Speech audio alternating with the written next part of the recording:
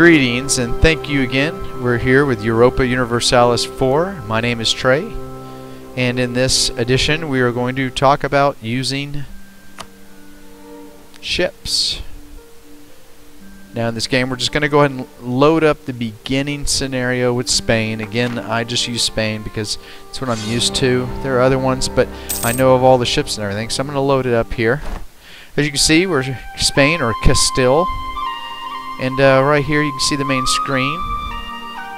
And we have ground units. I'll zoom out and show you where we're at. There's Spain, but it says Castile. And you can see a little bit of the map there. Now what we're going to do is we're going to zoom in here, and we're going to go ahead and we're going to select the ships here. And as you can tell, we've got in this stack 2 sets of ships.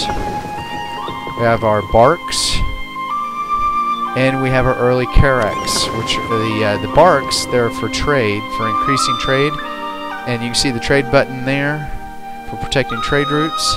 One of the things I wanted to show you with trade is the actual. You have your map mode for trade. It's useful for just showing what your trade power is in the world, and you can see there's different areas here. And the reason I'm showing you this is because we're going to talk about the barks first, which is your fast frigates, basically, that protects your trade routes. And you can have them protect these particular areas that you have influence, and it'll help increase your trade influence in these areas like Genoa here. You have, so right here we're going to go and we're going to select them, and I'm going to click on this button here, and it gives me a list of places. It's not a very big list because my trade distance is not far. And see, I've got Bordeaux, which is on the northern portion of Spain. I'm going to hit send on that, and I want you to just kind of pay attention to what happens at the top here when I start turning on the time here. So turn on the time, you see the route where they're making it. See how low that number is? It's like 9 something. Watch as they go up, that number increases. It actually doubles. So I've increased my trade power in an area by using trade ships. And again, trade power ultimately is how much you can influence in the movement of materials and money in networks. Not to go too much into it.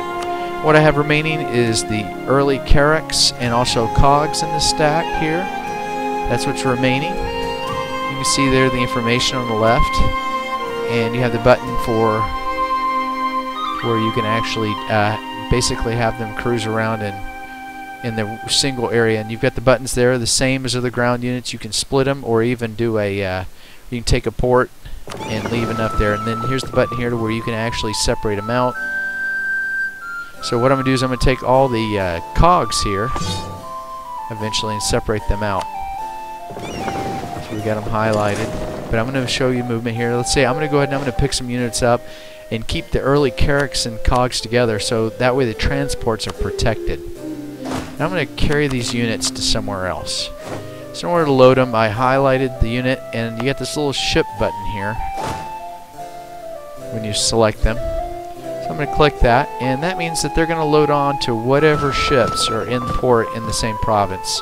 Once you do that, then select the ships that you have and move them somewhere. Right click anywhere. I'm going to move them up to the northern portion to Galicia. And you can see here right where it says transport, you can see it's transporting not all my units, but only 6.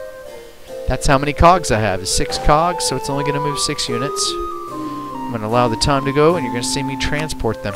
Now I'll right click on the province itself, so it's going to automatically unload those units once they land. See? And now I've transported 6 units up north, and they're there. If I want to transport them back, click that little button again.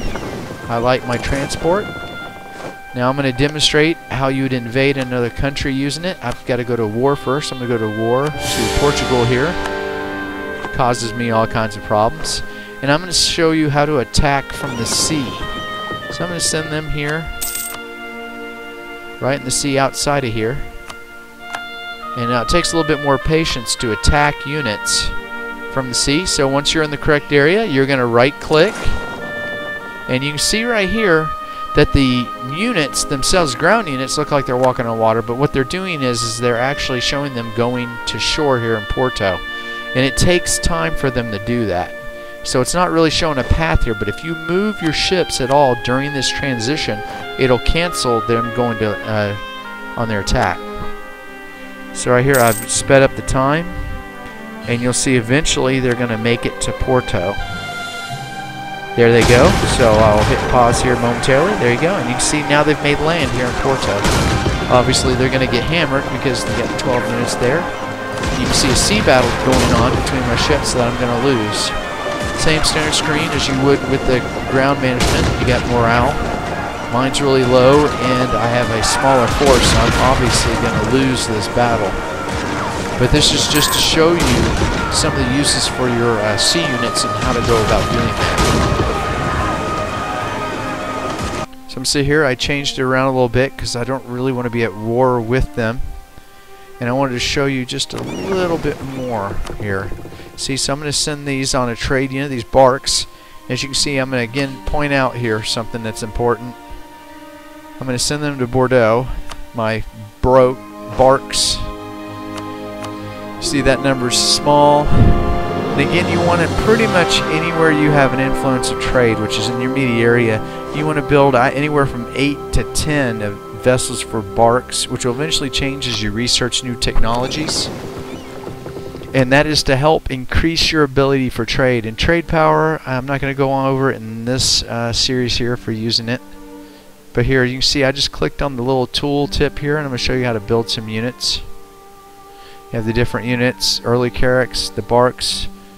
Now galley ships are interesting. They can't go in the middle of the ocean there, but they're really good at fighting inland seas, staying just near the shoreline and in the Mediterranean.